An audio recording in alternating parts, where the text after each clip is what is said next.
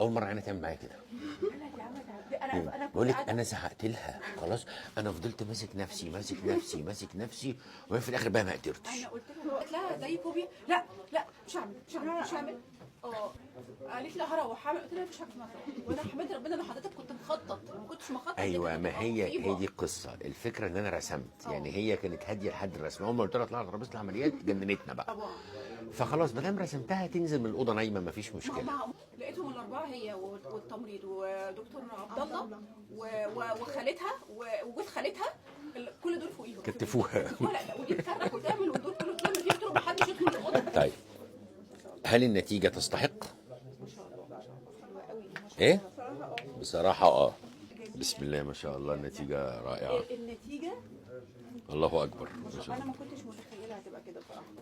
النتيجه رائعه ما شاء الله. تسلم ايدك يا دكتور، ده انا اللي هعيط والله. النتيجه كانت معاداني في حياتي والله. الحمد لله الحمد لله. احنا كنا عاملين اختها من كام سنه تقريبا، مش كده؟ ده كان اكبر منها. اه